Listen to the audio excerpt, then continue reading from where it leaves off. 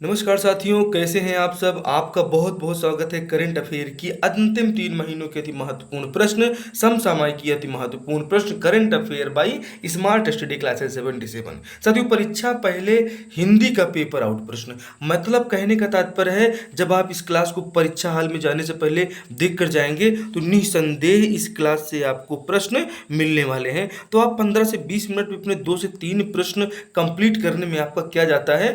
कितनी परीक्षाओं में अगर आप बैठने जा रहे हैं तो इतनी परीक्षाएं आप देख लीजिए साथियों। मेहनत अगर आदत बन जाए तो कामयाबी मुकद्दर बन जाती है। आपने देखा इसमें कितनी महत्वपूर्ण भर्तियां हैं और आपकी कौन सी वाली भर्ती है। तो आपकी जो भी भर्ती है उस भर्ती की तैयारी इन सभी भर्तियों में से आप हमारे चैनल पे कर सकते हैं। और CGSI मेंस वाले तो आप जरूर बिल्कुल देख कर जाइए, आपके लिए बिल्कुल स्पेशल आप देखेंगे। और शिक्षक सहायक ग्रेड 3, श्रम निरीक्षक, सहायक श्रम पदाधिकारी, अभी हमारे प्रशिक्षण अधिकारियों का एग्जाम होने वाला है। तो ये सभी वन रक्षकों का आप देख रहे हैं। CGSI मेंस का पेपर एक जो है अभी इसकी हम आंसर की भी आपकी मेंस की जो है साथियों पूरा जारी करेंगे, उसको भी आप देखिएगा हमारे चैनल पे। तो आप अगर तैयारी के लिए रेडी हैं तो चलिए शुरू करते हैं करंट अफेयर टॉप 50। और साथियों एक चीज़ और हम आपको बताते हैं कि ये टॉप 50 जो हमारे प्रश्न होंगे ये टॉप 50 प्लस 2 होंगे और ये समसामयिकी 100 की सीरीज आपके लिए हाजिर है। चलिए शुरू करते हैं। आइए देखिए साथियों कि नाटो का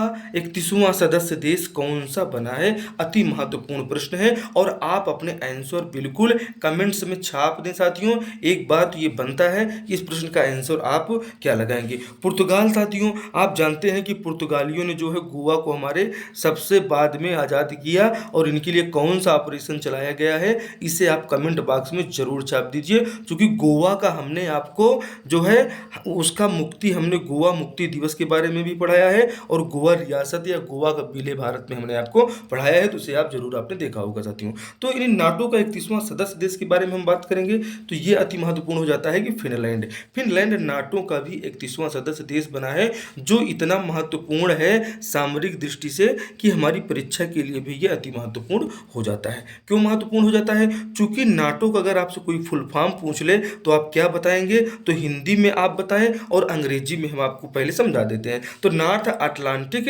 ट्रीटी ऑर्गेनाइजेशन ये इसका फुल फॉर्म हो जाता है। इसके बारे में पूरी जानकारी हम आपको बताएंगे साथियों। आप जुड़ चुके हैं स्मार्ट स्टडी क्लासेस 77 के साथ में साथियों। और चैनल को साथियों एक बार आपका लाइक तो बनता है। इतनी महत्वपूर्ण चीज़ें हम आपके लिए डेली लेकर आते हैं और आप हमारे हिंदी व्याकरण की जो है क्लासेस बिल्कुल देख के जाए। निसंदेह फाइनल जो है क्लास और अभी एक पेपर जो है कंप्लीट होने वाला है। अभी हम आपको बताएंगे कि हमारी इस हिंदी की क्लास से आपकी परीक्षा में कितने प्रश्न आए हैं। तो आपने देखा साथियों कि फिनलैंड जो है नाटो का क्या है, नाटो का 31वां सदस्य देश है। इसका ये आप अंग्रेजी में इसको ऐसे लिखा हुआ पाते हैं। तो ये जो नॉर्थ अटलांटिक ट्रीटी ऑर्गेनाइजेशन है उत्तरी अटलांटिक संधि संगठन से कहते हैं। इसकी स्थापना 4 अप्रैल 1949 को होती है। क्यों होती है? क्योंकि आप जानते हैं साथियों कि छोटे छोटे देश, जब सेकेंड वर्ल्ड वार आपने हमारे चैनल पे नहीं पढ़ा है तो पढ़ लीजिए। सेकेंड वर्ल्ड वार के बाद में इसकी आवश्यकता छोटे छोटे देशों को इसलिए पड़ी कि ताकि आप देखिए ना पूरे यूरोपियन कंट्री के छोटे छोटे देश हैं सब एक साथ जो है कि मिलके अगर भाई किसी इनके 31 देशों में किसी के ऊपर अटैक हुआ तो जो है पूरा ये देश मिलकर उसके ऊपर हमला कर देंगे। इसीलिए आप देखें कि अमेरिका जो है, अमेरिका भी नेटो में है और रसिया के ऊपर जो है यूक्रेन खाली जो है किसमें मिलना चाहता था, तो यूक्रेन आपका नेटो में मिलना चाहता था। हमने इसको आपको पढ़ाया है, पूरी क्लास हमने ली है साथियों, इसको जरूर देखिएगा। तो ये आप देखते हैं कि यूक्रेन में अगर इनके राष्ट्रपति महत्वपूर्ण हो जाते हैं तो आप इनके राष्ट्रपति का नाम लिख लीजिए साथियों कि इनके राष्ट्रपति के नाम हम आपको बताते हैं क्या है कि जो यूक्रेन के राष्ट्रपति का नाम हो जाएगा, यूक्रेन के राष्ट्रपति का नाम हो जाएगा व्लादिमीर जेलेंस्की। ठीक है साथियों, जेलेंस्की ये हो जाएंगे। तो ये जेलेंस्की साहब हैं, ये एक क्या है कार्टूनिस्ट थे। अब बात आती है रसिया की। तो रसिया के राष्ट्रपति को आप जानते हैं कि व्लादिमीर पुतिन को कौन नहीं जानता है। तो दोनों व्लादिमीर ही हैं साथियों। इसीलिए देखिए टकराव जबरदस्त चल रहा है और 1 साल से ज़्यादा युद्ध जो है चल रहा है। ये आपकी परीक्षा के लिए अति महत्वपूर्ण होता है, चूंकि नेटो अब अति महत्वपूर्ण संगठन है। अगले प्रश्न की तरफ बढ़ते हैं साथियों कि मई 2023 में भारत के सबसे बड़े स्काई पुलवाक का उद्घाटन कहां पर किया गया है? ये आपको अपने उत्तर से कमेंट बॉक्स में इसको भर देना है। और चैनल पे साथियों नए हैं तो एक बार सब्सक्राइब कर लीजिए और अपने दोस्तों में बिल्कुल शेयर कर दीजिए साथियों। आपके जितने भी हमने आपको एग्जाम अभी ऊपर दिखाए उन साथियों को अपने शेयर कर सकते हैं। और ये आपसे अपेक्षा हमारे स्मार्ट स्टडी क्लासेस की जाती है कि ऑल इंडिया एग्जाम्स के लिए समसामयिक की टॉप 100 की सीरीज आप देख रहे हैं साथियों। इस प्रश्न का उत्तर आपने क्या लगाया? तो आइए इस प्रश्न का उत्तर हम बताते हैं कि इस प्रश्न का उत्तर हो जाता है तमिलनाडु। अब बात आ जाती है तमिलनाडु की, तो तमिलनाडु के मुख्यमंत्री का नाम अगर आपसे पूछ लिया जाए तो आप बता दीजिएगा कि एम.के. स्टालिन वहाँ के मुख्यमंत्री हैं। और तमिलनाडु में आप जब देखेंगे जो है कि तमिलनाडु में आप देखिए कि यहाँ की एक हाथी है, जिस हाथी की सेवा में, ठीक है, जिस हाथी की सेवा में आपको क्या मिला है? तो आप देखते हैं 95वें अकादमी अवार्ड्स में उनको पुरस्कार मिला है। और उस मूवी का नाम आपसे पूछा जा सकता है तो आप क्या बताएंगे? द एलिफेंट विस्पर्स वो मूवी का नाम है, जिसकी पुनीत मोंगा जो है क्या है? पुनीत मोंगा उसकी डायरेक्टर हैं साथियों। इसके अलावा इसमें हमारी मूवी RR को क्या मिला है? इसको भी ऑस्कर अवार्ड मिला है। इसे आप जरूर याद करके जाइएगा, एग्जाम में आपके लिए अति महत्वपूर्ण हो जाता है। फिल्म RR के जो है राजमौली को नहीं भूलना है, ये इसके डायरेक्टर हो जाते हैं साथियों। और इसके बाद फिल्म RR का एक गाना है जिसका नाम है नाटू नाटू। नाटू नाटू को बेस्ट ओरिजिनल सॉन्ग कैटेगरी में अवार्ड मिला है, इसे भी आपको याद रखना है साथियों। MM किरवानी को बिल्कुल याद रख के जाइएगा, ये एग्जाम में पूछे गए हैं कि नाटू नाटू गाने के कंपोजर कौन है? तो MM किरवानी है, इन्हें आप जानते हैं। और MM किरवानी एक वही कंपोजर है साथियों जिनका हमने कई बार जो है हमने गाना भी सुनाया था। वो उनका गाना देखिए कि इतने दिन से वो मेहनत कर रहे थे तो आखिर में उनको ये ऑस्कर अवार्ड क्यों ना मिलता। वो गाना थोड़ा सा हम लोग सुनते हैं, ठीक है? कि खूबसूरत है वो इतना कि सहा नहीं जाता, कैसे हम खुद को रोक लें, रहा नहीं जाता, चांद में दाग है ये जानते हैं हम, लेकिन रात भर देखे बिना उसको रहा नहीं जाता। तो ये भाई साहब MM किरवानी साहब हैं। और MM किरवानी को बिल्कुल मत भूलना।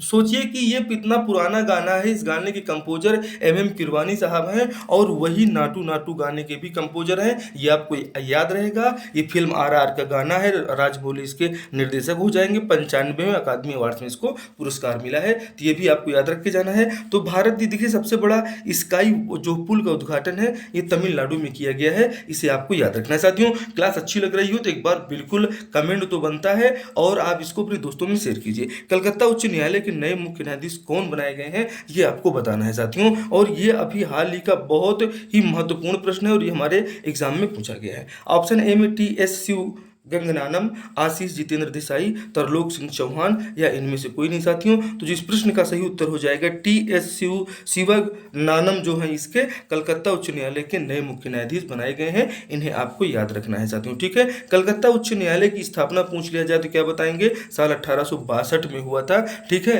1862 मतलब अंग्रेजों के समय में हो गया था। और जब यहाँ पूछ लिया जाए रेगुलेटिंग एक्ट कब आया तो 1773 में आया, जिसके तहत आप देखते हैं कि यहाँ पे जो उच्च न्यायालय आया था ये सोचिए 1862 में ही आ गया था। इसकी मुख्य पीठ कोलकाता मानी जाती है और TS शिवगनानम इसके जो है मुख्य न्यायाधीश हो जाते हैं। ये आपको याद रखने के लिए अति महत्वपूर्ण फैक्ट आपके एग्जाम के लिए हो सकता है साथियों। बाफ्टा फेलोशिप पुरस्कार से किसे सम्मानित किया गया है साथियों? सुचेता कृपलानी, न्यासा मसूर, जॉर्जिया मेलोनी या मीरा सयाल। तो इसमें से आपका आंसर क्या हो जाएगा आप हमें कमेंट करके जरूर बताइए साथियों। और आप अगर इस जो है कमेंट नहीं करते हैं तो इसका उत्तर आप देखिए, एक बार वीडियो को लाइक करिए और अपने कम से कम 5 दोस्तों में साथियों इसको शेयर कीजिए और सब्सक्राइब आप जो है चैनल को जरूर कर लें। और इसके अलावा साथियों हमने सभी विषयों के अति महत्वपूर्ण मोस्ट इंपॉर्टेंट मॉक टेस्ट भी करवा रखे हैं। आप अपनी परीक्षा में अगर जो है 100% सफलता और जागरूक हैं तो आप देख कर इन्हें जाइएगा। क्वालिटी ऑफ कंटेंट आपको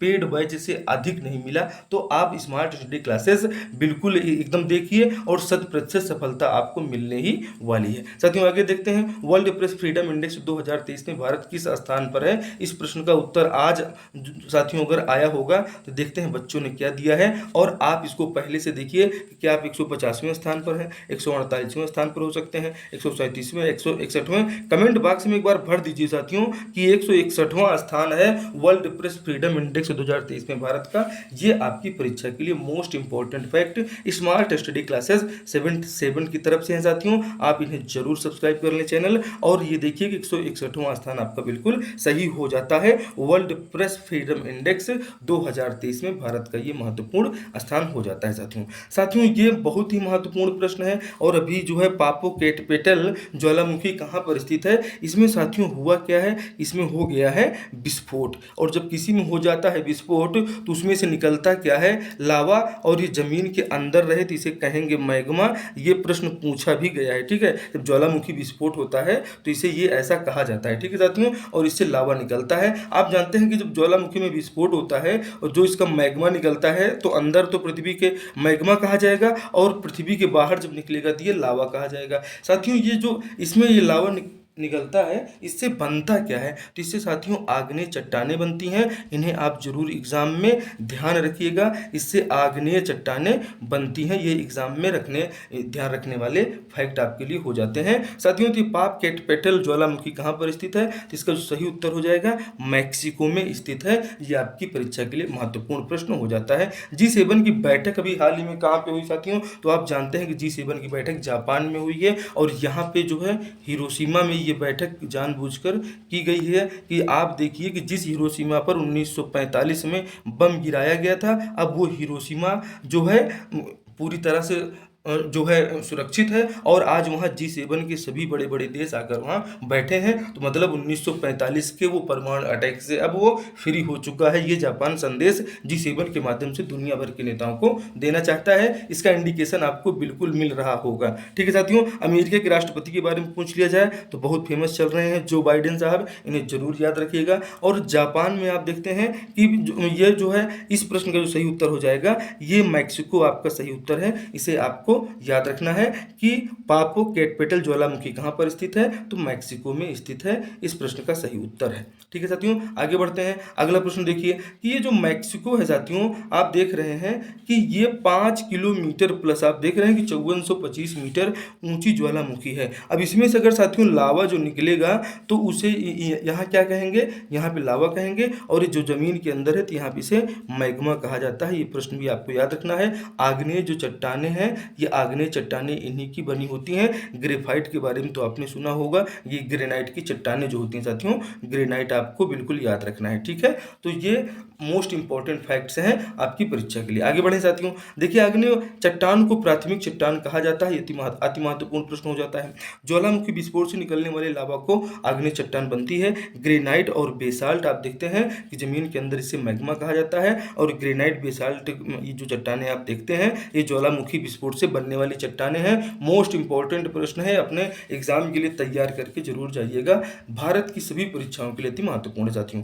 हमारे चैनल पे साथियों सभी विषयों के मॉक टेस्ट चलाए गए हैं। आप हिंदी के मॉक टेस्ट जरूर एक बार अटेंड करके जाएं। उसके बाद आपको जो है कला एवं संस्कृति, मतलब हमने पेपर 1, पेपर 2 और पेपर 3 सभी के लिए मॉक टेस्ट आपके लिए अवेलेबल हैं, जो जिसका क्वालिटी आप कंटेंट आप जो है जो आपकी पेड बैचेज हैं जो है उन पेड बैचेज से प्लस आपको मिलेगा साथियों। जो आपकी परीक्षा में आज भी हमारी क्लासेस से क्वेश्चन आपके एग्जाम में आए हुए, तो अभी जिनके एग्जाम बचे हुए हैं वो जरूर इन क्लासेस को देखें।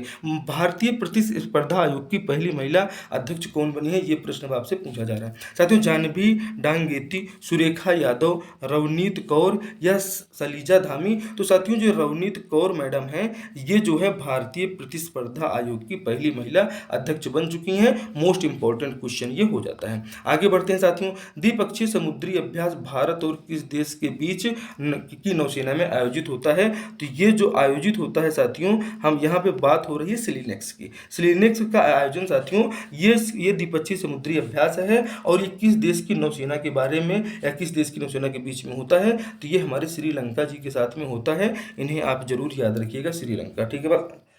ये द्विपक्षीय समुद्री अभ्यास, ये साथियों एग्जाम में पूछे जाते हैं। तो ऑप्शन आपका जो है श्रीलंका सही है। सलाइनेक्स ये अभ्यास बिल्कुल पूरी तरह से आप देख पा रहे होंगे, ऑप्शन ए आपका सही है। हाल ही में मध्य प्रदेश के इंदौर में प्रवासी भारतीय दिवस सम्मेलन के कौन से संस्करण का आगाज हुआ? ये मोस्ट इंपॉर्टेंट क्वेश्चन है और आपके एग्जाम में आ रहे हैं। ठीक है साथियों, तो देखिए मध्य प्रदेश के इंदौर में भारतीय जो है प्रवासी दिवस सम्मेलन हुआ। इसका 17वें संस्करण का आयोजन मध्य प्रदेश के इंदौर में किया गया है। मध्य प्रदेश की बात आती है तो लाडली लक्ष्मी योजना अगर आपसे पूछा जाए कहाँ की है तो बता दीजिएगा मध्य प्रदेश की योजना है। और मध्य प्रदेश के इंदौर में जो है हमारा 17वां भारतीय प्रवासी दिवस सम्मेलन का आयोजन किया गया था। ऑप्शन ए आपका पूरी तरह से सही हो जाएगा साथियों। क्लास अच्छी लग रही हो तो एक बार अपने दोस्तों में शेयर तो बनता है भाई साहब, और लाइक बटन दबाने में आप लोग कंजूसी ना करें। लेकिन अगले प्रश्न का उत्तर तो आपको देना ही पड़ेगा। बताइए क्या है उत्तर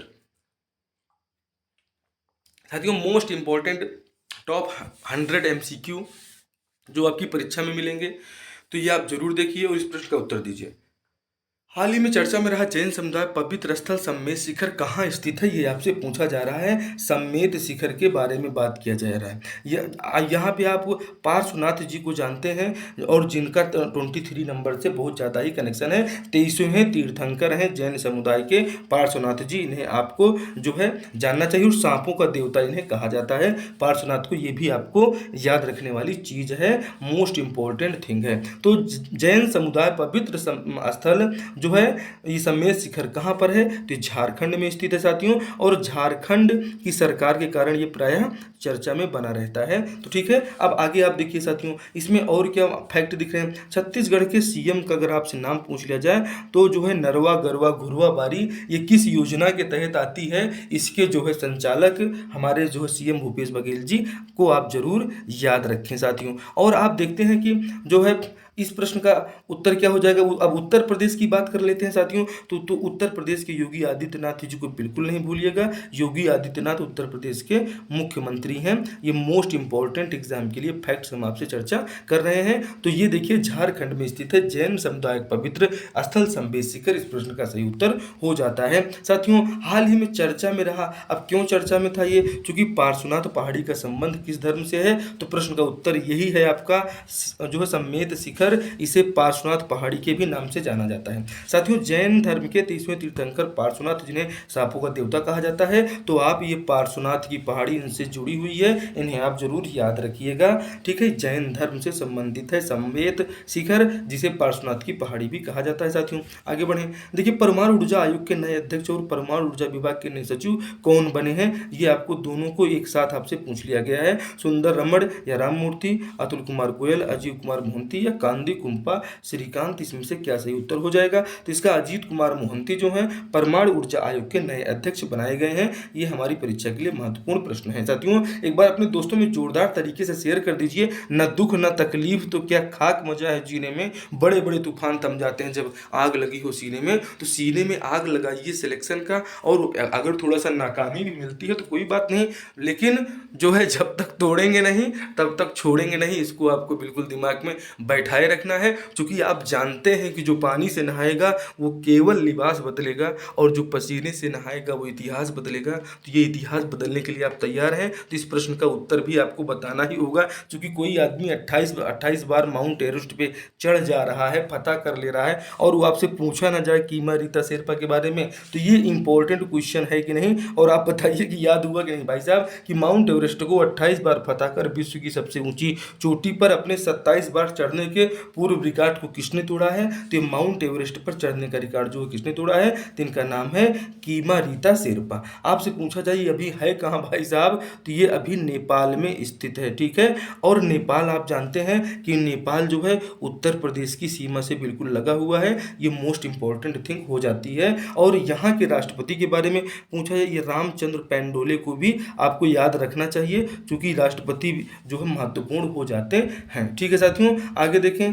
अगले जो है, आप पसान शेरपा, बछेंद्री पाल, सुनीता विलियम्स के बारे में कमेंट आपको करना होगा इसमें कि सुनीता विलियम्स ये जो है कहाँ की अंतरिक्ष यात्री थी। बछेंद्री पाल का संबंध किससे है, चूंकि ये साथियों मोस्ट इंपॉर्टेंट, आप समझिए कि ये एमसीक्यू है और ये एमसीक्यू आपके एग्जाम के लिए महत्वपूर्ण है। तो आप बछेंद्री पाल के बारे में कमेंट बॉक्स में जरूर छापेंगे और सुनीता विलियम्स के बारे में आप जरूर छापेंगे। और माउंट एवरेस्ट को 28 बार फतह कर विश्व की सबसे ऊंची चोटी पर अपने 27 बार चढ़ने के रिकॉर्ड को तोड़ने वाली कीमा रीता शेरपा को दिमाग में बैठाकर परीक्षा हाल में जाइएगा साथियों। कीमा रीता शेरपा इस प्रश्न का सही उत्तर हो जाएगा। पपुआ न्यू गिनी, आप जानते हैं भैया कि हमारे मोदी जी हमारे भारत का कितना उत्कर्ष और गौरव बढ़ा रहे हैं कि यहाँ के जो प्रधानमंत्री हैं जेम्स मरापे भाई साहब, सीधे उन्होंने चरण स्पर्श किया और जिससे आप देखिए कि मोदी जी एकदम भवी जो है वो एकदम आविर्भाव एकदम एकदम मस्त हो गए, कहने का मतलब भाई साहब तो एकदम मस्त हो गए। और चूंकि ये पपुआ न्यू गिनी वगैरह इतने छोटे छोटे देश हैं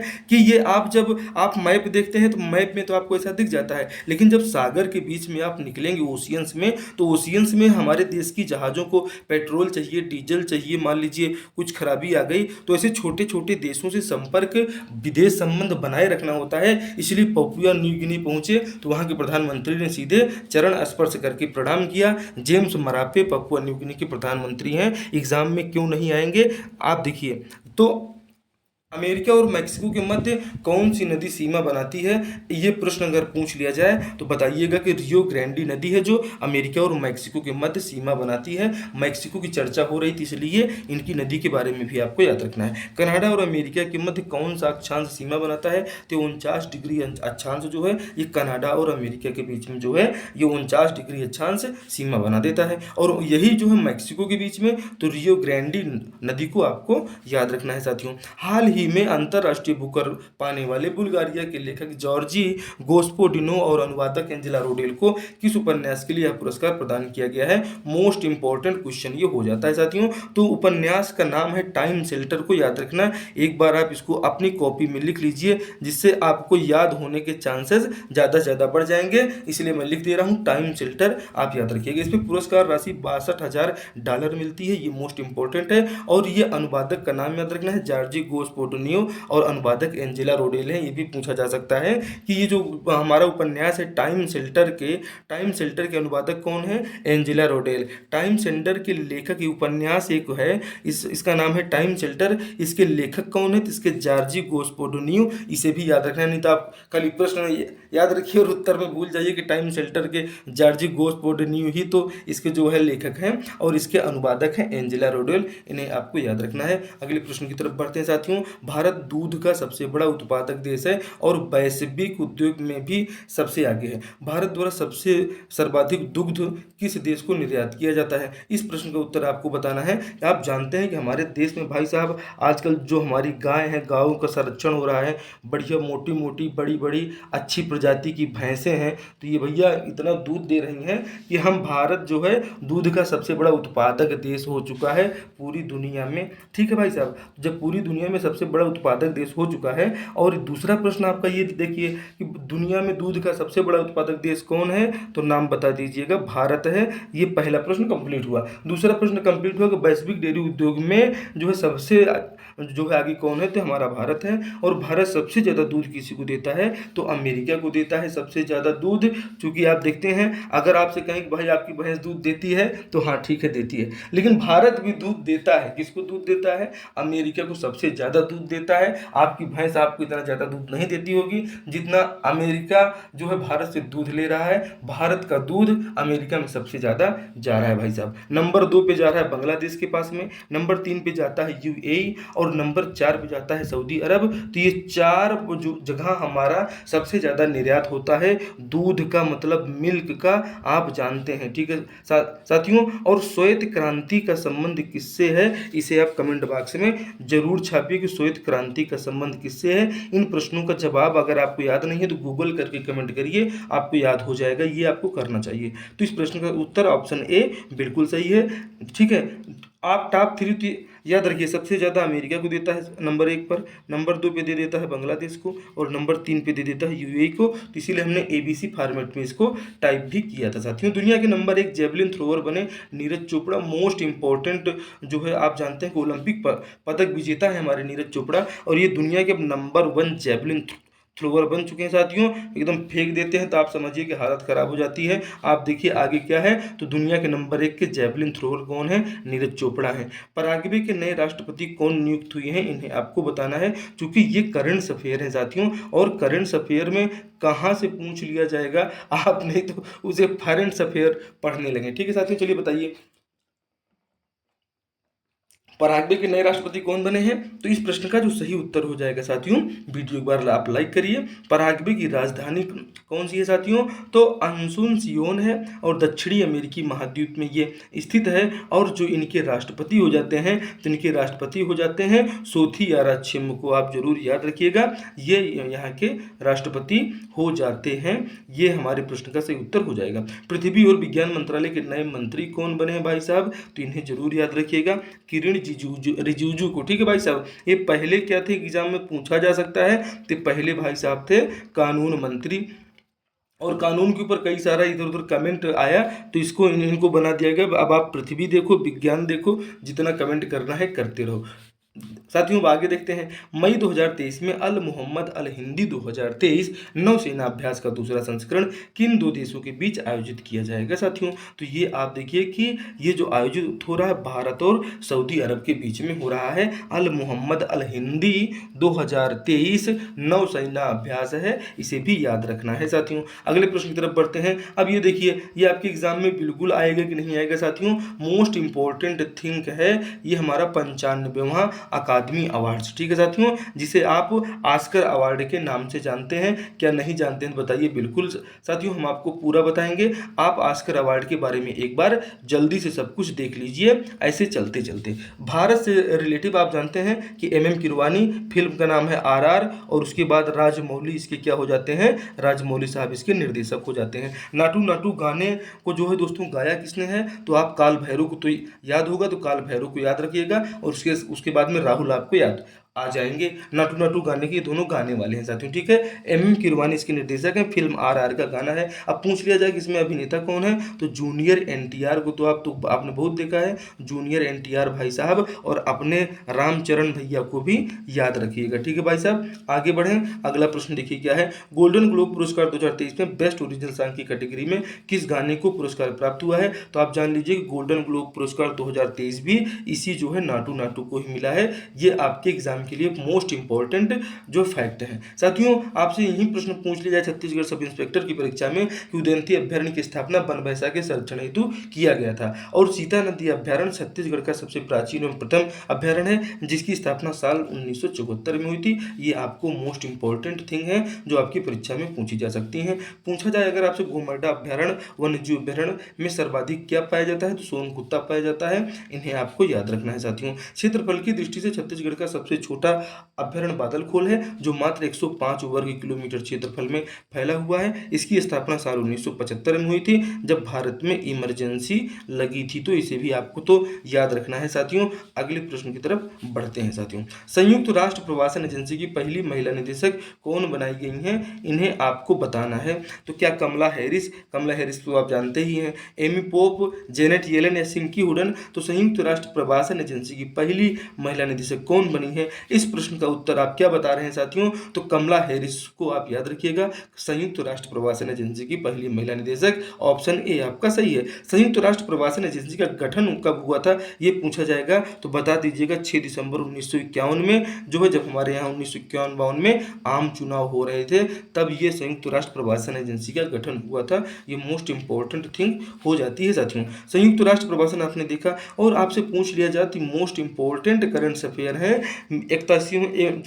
71वें मिस यूनिवर्स 2022 की विजेता कौन है, तो आर बोनी ग्रेबियल, और ये कहाँ की रहने वाली हैं, तो USA की रहने वाली हैं। इसे आपको याद रखना है। ठीक है साथियों, और आप साथियों हमारी हिंदी व्याकरण की परीक्षा से पहले परीक्षा के टॉप 50 प्रश्न जरूर देख के जाइएगा, आपका एकदम दिल खुश हो जाएगा। और एग्जाम हॉल में पहुंचेंगे तो आपको पता चलेगा कि आपके ऑल चैप्टर्स संधि समास लिंग वचन कारक साहित्य वर्णमाला, उपसर्ग, प्रत्यय, संज्ञा, सर्वनाम, अव्यय, काव्य, बोध, रस, क्रिया विशेषण, रस, छंद, अलंकार, सभी प्रश्न आपको समझाए गए हैं और बहुत अच्छे से पढ़ाए गए हैं। केंद्रीय गृह मंत्री अमित शाह द्वारा सीमा सुरक्षा बल हेतु किस मोबाइल ऐप को लॉन्च किया गया था? तो उनको प्रहरी ऐप आपको याद रखना है साथियों। यूरोपीय यूनियन में कितने देश हैं, प्रश्न आपसे पूछा जाए तो आपको बता देना है साथियों कि जो है ये 27 देश आपको यहाँ दिख रहा है। ये 27 देश आप देखें कि ये EU है, ठीक है, ये क्या है? EU है, ये यूरोपीय यूनियन है। इन्हें आपको याद रखना है। मुख्यालय ब्रुसेल्स में है, मुद्रा यूरो है, ठीक है। और इससे पहले जो आपने पढ़ा था, इससे पहले आपने नाटो पढ़ा था जिसमें 31वां सदस्य फिनलैंड बना था। तो कन्फ्यूजन में नहीं रहना भाई साहब कि अभी तो जो है आप बोल रहे थे कि भाई इसमें 31 सदस्य हैं, तो आप ये संगठन ही दूसरा है ना महोदय। तो ये संगठन कौन सा है? संगठन का नाम है यूरोपीय यूनियन। और आपने अभी इससे पहले उसको देखा था जिसमें नाटो आपने देखा था, और नाटो का 31वां सदस्य फिनलैंड बना था। और यूरोपीय यूनियन में कितने देश हैं? तो आप जानते हैं कि यूरोपीय यूनियन में ही तो ब्रेग्जिट में ब्रिटेन बाहर हुआ था, तो वहाँ पे ऋषि सुनक अभी हमारे जो है ये क्या है, तो ऋषि सुनक ये जो है वहाँ के प्रधानमंत्री हैं। और आप देखें कि इसका मुख्यालय ब्रुसेल्स में है, मुद्रा यूरो है। ये मोस्ट इंपॉर्टेंट हो जाता है। अगले प्रश्न की तरफ बढ़ते हैं। NTPC द्वारा पहली हरित हाइड्रोजन मिश्रण परियोजना कहाँ लॉन्च की जाएगी साथियों? ये आपको उत्तर बताना है। तो इस प्रश्न का जो सही उत्तर हो जाएगा, आप बताइए कि NTPC, ठीक है। ये क्या लिखा हुआ है साथियों? ये लिखा हुआ है NTPC, ठीक है, नेशनल थर्मल पावर कारपोरेशन इसका फुल फॉर्म हो जाता है। तो NTPC द्वारा पहली हरित हाइड्रोजन मिश्रण परियोजना कहाँ लॉन्च की गई है? तो इस प्रश्न का सही उत्तर क्या हो जाएगा साथियों? इस प्रश्न का सही उत्तर हो जाएगा कि गुजरात में लॉन्च किया गया है, जहां के मुख्यमंत्री प्रमोद सावंत जी। कहां के मुख्यमंत्री आप हमें बताइएगा, और गोवा के मुख्यमंत्री भी कौन है इसके बारे में बताइएगा। और गुजरात साथियों, गुजरात में NTPC ने क्या किया है? पहली हरित मिश्रण परियोजना लॉन्च किया है। आपका पेपर कल है, इसलिए आपको जरूर बताना जरूरी हो जाता है। गुजरात में साथियों एक नाम परिवर्तन हुआ। आप जानते हैं कि मनोहर पारिकर जो इंटरनेशनल एयरपोर्ट है, ये जो है कि जो किस एयरपोर्ट का नाम बदल कर रखा गया है, इस प्रश्न को आप याद रखिए। ये जो है मैं बताने का प्रयास कीजिए, ठीक है। संयुक्त राष्ट्र प्रवासन एजेंसी का गठन कब हुआ है? तो 6 दिसंबर 1951, ऑप्शन ए इसमें पूरी तरह से सही है। अब ये मोस्ट इंपॉर्टेंट क्वेश्चन हो जाता है कि टेनिस टूर्नामेंट इटालियन ओपन 2023 पुरुष एकल का खिताब किसने जीता है? तो भैया डेनियल मेदवेदेव रूस, Rafael Nadal Spain, Caspar rude Norway, Carlos Alcaraz Spain. तो आपको ये याद रखना है कि राफेल नडाल भी स्पेन के खिलाड़ी हैं और कार्लोस अलकराज भी स्पेन के खिलाड़ी हैं। कभी कभी पूछ लिया जाता है कि राफेल नडाल का संबंध किस देश से है, तो राफेल नडाल और कार्लोस अलकराज दोनों स्पेन के खिलाड़ी हैं। लेकिन डेनियल मेदवेदेव साथियों ये रूस के खिलाड़ी हैं। और इटालियन ओपन क्या इन्होंने जीता है? तो आइए ऑप्शन में हम आपको बताते हैं कि ऑप्शन में बिल्कुल इसमें यहाँ पे नहीं दिया गया है, तो आप एकदम पूरी तरह से आश्वस्त रहें कि डेनियल मेदवेदेव ने इटालियन टूर्नामेंट जीत लिया है। ये आपके परीक्षा के लिए मोस्ट इंपॉर्टेंट क्वेश्चन हो जाता है। अगला प्रश्न देखिए, टेनिस टूर्नामेंट इटालियन ओपन 2023 में महिला एकल का खिताब किसने जीता है? तो एलेना रायबिकिना कजाकिस्तान वाली ने जीता है, या जान जिलेस्की पोलैंड, ह्यूगो न्यास फ्रांस, स्टॉर्म सैंडर्स, कौन जीता है भाई साहब? इसका उत्तर आप हमें बताइए साथियों। तो ये इटालियन टेनिस टूर्नामेंट इन्हें ये बहुत महत्वपूर्ण हो जाता है। और इसमें महिला एकल का खिताब एलेना रायबिकिना कजाकिस्तान ने जीता है। पुरुष युगल में ह्यूगो नास फ्रांस और जान जिलेस्की पोलैंड ने जीता है। और महिला युगल में Storm Sanders Australia and Elise Mertens Belgium ने जीता है। तो साथियों ये प्रश्न आपने देखा पुरुष युगल में, तो इन प्रश्नों का उत्तर अब आप तो आराम से दे सकते हैं कि टेनिस टूर्नामेंट इटालियन ओपन 2023 में महिला एकल का खिताब किसने जीता है। तो आप सीधे जो है एग्जाम हॉल में जो है बताइएगा कि एलेना रायबिकिना कजाकिस्तान, इस प्रश्न का सही उत्तर हो जाता है। और इसके पहले वाले प्रश्न का क्या उत्तर आप देंगे? इटालियन ओपन 2023 में पुरुष एकल का खिताब किसने जीता है? तो ये पुरुष एकल का खिताब आपको बताना है, ये इटालियन ओपन है। और यहाँ पे हम आपको जो चर्चा कर रहे हैं ये आपने देखा पुरुष एकल ह्यूगो नास फ्रांस और जान जिलेस्की पोलैंड भी यहाँ पर दिया गया है। तो ये जान जिलेस्की पोलैंड भी ये सेकेंड ऑप्शन में आपको इसमें मिल जाएंगे साथियों, इन्हें आप याद रखिएगा, ठीक है। जान जिलेस्की पोलैंड यहाँ पर दिया गया है, ठीक है। इन्हें आप जरूर याद रखिएगा, मोस्ट इंपॉर्टेंट थिंग है, ठीक है। पुरुष युगल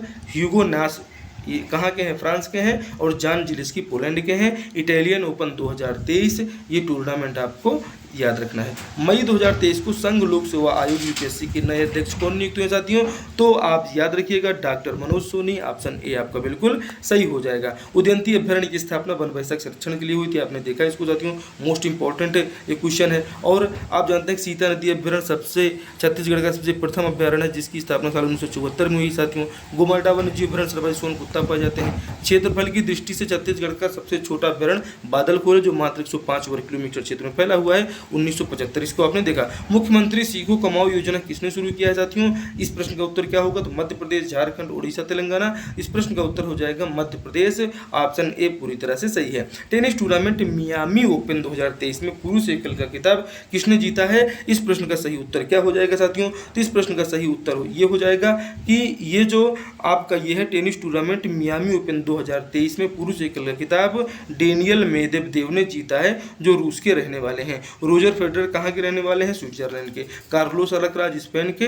नोवाक जोकोविच कई बार एग्जाम में आते हैं जो सर्बिया के रहने वाले हैं, ये इंपॉर्टेंट हो जाते हैं साथियों। तो ये मियामी ओपन आपने देखा, ये मियामी ओपन को याद रखिएगा, डेनियल मेदवेदेव याद रखिएगा, मियामी ओपन के पुरुष एकल के विजेता हैं। ये प्रश्न अति महत्वपूर्ण हो जाता है साथियों, ठीक है।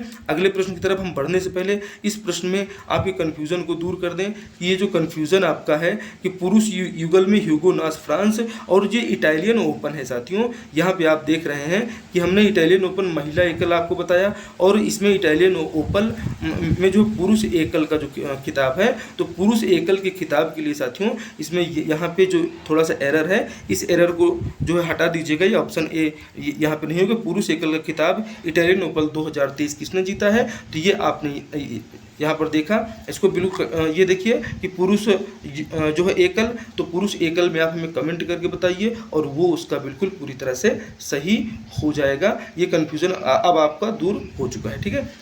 या आप देखिए आगे बढ़ते हैं। संघ लोक सेवा आयोग हो गया है, ये वाला प्रश्न हो गया था साथियों। अगले प्रश्न की तरफ बढ़ेंगे। क्लास बड़ी है साथियों। मुख्यमंत्री सीखो कमाओ योजना आपने देखा, मियामी ओपन आपने देखा कि डेनियल मेदवेदेव ने जीता है। और इसके बाद अगला आप देखेंगे, यहाँ पर आप देख रहे हैं महिला एकल की विजेता। हाँ, अगर इसमें महिला एकल पूछ लिया जाए तो आपको बताना है पेट्रो क्वितोवा। और पुरुष एकल का खिताब किसने जीता है? तो ये आप जो है हमें कमेंट करके जरूर बताइए। टेनिस टूर्नामेंट मियामी ओपन 2023 महिला एकल की विजेता आपने देखा साथियों। छत्तीसगढ़ के वर्तमान राज्यपाल श्री विश्वभूषण हरिचंदन छत्तीसगढ़ में पदभार से पूर्व किस राज्य के राज्यपाल थे? अगर आपसे पूछ लिया जाए तो बता दीजिएगा भाई साहब, आंध्र प्रदेश के राज्यपाल थे ये। छत्तीसगढ़ में आने से पहले इन्हें आप एग्जाम के लिए जरूर याद रखिएगा साथियों, आंध्र प्रदेश सही हो जाएगा। 2023 में कितनी हस्तियों को पद्म विभूषण पुरस्कार से सम्मानित किया गया साथियों? तो 6 लोगों को दिया गया, इसे आपको याद रखना है। पद्म विभूषण पुरस्कार की बात आपसे यहाँ पर हो रही साथियों। और एक बार जोरदार तरीके से अपने दोस्तों में शेयर कर दीजिए। और अगला प्रश्न देखिएगा, हाल ही में ब्लैक राइनो के संरक्षण के लिए वन्य जीव संरक्षण बांड किसके द्वारा जारी किया गया है? तो सबसे पहले तो ये जानिए कि ब्लैक राइनो के संरक्षण के लिए वन्य जीव संरक्षण बांड विश्व बैंक जारी करता है साथियों, ठीक है। तो इस प्रश्न का सही उत्तर ये हो जाएगा, ऑप्शन ए सही है। ब्लैक राइनो संरक्षण के लिए वन्यजीव संरक्षण बांड विश्व बैंक के द्वारा जारी किया गया है, ऑप्शन ए आपका सही है, ठीक है। आगे बढ़ें। साल 2023 में कितनी हस्तियों को पद्मश्री पुरस्कार से सम्मानित किया गया है साथियों? बताइए। तो इसमें आपका 91 लोगों को पद्मश्री पुरस्कार से सम्मानित किया गया है। अगला प्रश्न देखिए, उषा वार्ले के भी बारे में बताएंगे और पंडवानी गायिका के बारे में बताएंगे। आप देखते चलिए कि देश के सबसे बड़े बायो एनर्जी प्लांट की स्थापना कहाँ की जाएगी साथियों? तो पंजाब राज्य में की जाएगी, ऑप्शन ए आपका बिल्कुल सही हो जाएगा। सबसे बड़ा बायो सीएनजी प्लांट अगर आपसे पूछा जाए कहाँ लगाया जा रहा है? इंदौर में लगाया जा रहा है। इंडिया जस्टिस रिपोर्ट 2022 में छत्तीसगढ़ का स्थान साथियों 9वां है। और पहला स्थान पूछ लिया जाए तो बता दीजिएगा कर्नाटक साथियों सबसे आगे इसमें है। मोस्ट इंपॉर्टेंट क्वेश्चन है साथियों, भारत की सभी परीक्षाओं के लिए अति महत्वपूर्ण। तो एक बार जोरदार तरीके से अपने दोस्तों में शेयर कर दीजिए। और आरक्षण के संबंध में अगर आपसे पूछा जाएगा तो आपको ये बताना है साथियों कि आरक्षण में अगर 243 डी, ठीक है, क्या बताएंगे? 243 डी में पंचायत संबंधी आरक्षण के बारे में चर्चा की गई है। नगर पालिका में आरक्षण के संबंध में देखिए, पंचायत के संबंध में 243 याद रखिए और 243 डी जो है पंचायतों के जो है आरक्षण के बारे में बात करता है। 243T नगर पालिका के। और जब नौकरी में जो आरक्षण देखते हैं आप, तो अनुच्छेद 16 के तहत ये प्रदान किया जाता है, यह भी आपको याद रखना है। छत्तीसगढ़ में पूछा जाए कि मजदूर जो मनरेगा में साथियों, ये आपका मनरेगा है, तो ये जो मनरेगा में भी काम कर रहे हैं उनको मजदूरी कितनी दी जाती है, तो 221 रुपये प्रतिदिन दी जाती है। और पूछा जाए सबसे ज़्यादा नरेगा की मजदूरी देने वाला राज्य कौन सा है, तो हरियाणा हो जाएगा, जिसे आपको याद रखना है साथियों। मोपा इंटरनेशनल एयरपोर्ट गोवा का नामकरण किसके नाम पर किया गया है, तो हमने बताया था आपको मनोहर पर्रिकर जी के नाम पर किया गया है, जो वहाँ के मुख्यमंत्री भी थे। आप देखते हैं कि ठीक है, मनोहर पर्रिकर आपका बिल्कुल सही हो जाएगा। अगला प्रश्न देखिए कि साल 2023 में छत्तीसगढ़ की उषा वार्ले को पद्मश्री पुरस्कार से सम्मानित किया गया। इनका संबंध किस क्षेत्र से है, तो इनका संबंध साथियों पंडवानी से है। ऑप्शन डी आपका पूरी तरह से सही हो जाएगा। चलिए अगले प्रश्न का उत्तर जो है सोचिए और बताइए कि देखिए छत्तीसगढ़ में पद्म अलंकरणों की संख्या, मोस्ट इंपॉर्टेंट साथियों, टोटल 36 है, ठीक है। और पंडवानी कलाकार तीजन बाई को मिला है कौन कौन सा सम्मान, पद्मश्री भी मिला है, पद्म भूषण भी मिला है और पद्म विभूषण भी मिला है। हबीब तनवीर को पद्मश्री और पद्म भूषण ये दोनों सम्मान मिल चुके हैं। मोस्ट इंपॉर्टेंट एग्जाम्पल फैक्ट है। और अब बताइए इस प्रश्न का उत्तर क्या है।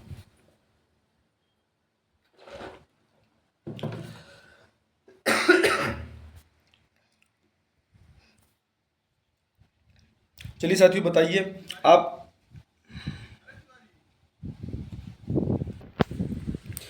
तो साथियों इस प्रश्न का उत्तर आपका क्या रहा, आपने क्या कमेंट किया कि साल 2022 में भारत विश्व में विदेशों से धन प्रेषण के मामले में, साथियों मतलब ये होता है कि जो हमारे लोग यूएसए में रह रहे हैं, ब्रिटेन में रह रहे हैं, कनाडा में रह रहे हैं, इवन कहीं भी रह रहे हैं भारत के बाहर, और भारत से अपने घर में अपनी जो सोना बाबू के लिए पैसा भेजेंगे, मम्मा के लिए पैसा भेजेंगे, तो जो पैसा भेजते हैं इसी को कहते हैं क्या है कि धन प्रेषण का सबसे बड़ा प्राप्तकर्ता कौन सा देश रहा। और इसमें भारत द्वारा जो धनराशि प्राप्त की गई है वो डॉलर में बताना है, तो 100 बिलियन बता देना, इस प्रश्न का सही उत्तर हो जाएगा साथियों। मोस्ट इंपॉर्टेंट है, एक बार अपने दोस्तों में जरूर शेयर कर दीजिए साथियों, तो 100 बिलियन इसका सही उत्तर हो जाएगा। विश्व की सबसे लंबी नदी क्रूज सेवा प्रारंभ की गई है, कहाँ की गई है, मोस्ट IMP क्वेश्चन है, एक बार जरूर कमेंट करिए और बताइए इस प्रश्न का उत्तर क्या है। वाराणसी से डिब्रूगढ़ जलमार्ग पर, प्रयागराज से कोलकाता, वाराणसी से ढाका, हरिद्वार से वाराणसी जलमार्ग पर साथियों। तो आप जानते हैं कि डिब्रूगढ़ कहाँ पड़ता है भैया, तो डिब्रूगढ़ पड़ता है असम में। वाराणसी कहाँ पड़ता है, तो वाराणसी पड़ता है यूपी में। और ये असम, ये जो है वाराणसी से लेके मतलब मोदी जी की विधानसभा वो लोकसभा क्षेत्र से निकलेगा और असम हिम्मत विश्व शर्मा जो वहाँ के मुख्यमंत्री हैं उनके पास तक जाएगा, इसे आप याद रखिएगा। अगला प्रश्न देखिए, इस प्रश्न का उत्तर ऑप्शन ए पूरी तरह से सही हो जाएगा। वाराणसी से डिब्रूगढ़ जलमार्ग पर विश्व की सबसे लंबी नदी क्रूज सेवा प्रारंभ की गई है। अगला प्रश्न देखिए साथियों, अगला ये साथियों आप हमारे चैनल को देख रहे हैं तो आप SSC 77, ये साथियों हमारी स्मार्ट स्टडी क्लासेस 77 जो है इसी का ये साथियों यूपी का चैनल है और इस पर उत्तर प्रदेश की सभी परीक्षाओं की तैयारी हम करवाते हैं साथियों। तो हमारे यूट्यूब चैनल को अपने दोस्तों में शेयर करें और आप देख रहे हैं तो आप जाइए और यूट्यूब पर खाली अपने जो है मुंह से बोलिए SSC 77 यूपी, पहले क्लिक में पहले नंबर पे आपको आपका चैनल मिल जाएगा। और उत्तर प्रदेश के दोस्तों में अपने जो है सब्सक्राइब और शेयर करने के लिए आप बोल सकते हैं साथियों। स्मार्ट स्टडी क्लासेस की बेहतरीन प्रस्तुति साथियों, हिंदी व्याकरण भी आपने नहीं देखा है जरूर देख लीजिए, तो चैनल को सब्सक्राइब नहीं किए तो इसको सब्सक्राइब भी कर लीजिएगा। और हमारे यूट्यूब चैनल पर साथियों सभी परीक्षाओं के लिए क्लासेस चलाई जाती हैं। आप देखिएगा आधुनिक इतिहास, अति महत्वपूर्ण इतनी परीक्षाओं, आप देख रहे हैं वन रक्षक वाले बिल्कुल पूरी क्लास एंड तक अगर आपने देखा है CGI मेंस वाले, तो अभी जो हमारे 27 तारीख और 29 तारीख वाले भाई साहब लोग हैं, आप लोग जरूर इस क्लास को एंड तक देखिएगा, पूरा मजा आएगा। और आप 27 तारीख को और 29 तारीख को, ताकि आपको पछताना ना पड़े, इतनी महत्वपूर्ण क्लासेस हम आपके लिए लेकर आते हैं। तो 27 तारीख और 29 तारीख आज वाला पेपर ख़त्म हो रहा है और इसका एनालिसिस हम आंसर की लेकर आ रहे हैं आपके लिए। क्या लेकर आ रहे हैं, तो आपके लिए लेकर आ रहे हैं आंसर की। और इतनी भर्तियों की तैयारी जो आप देख रहे हैं बैकग्राउंड में, आप जो है अगर जो है free of cost quality of बेहतरीन कंटेंट के साथ।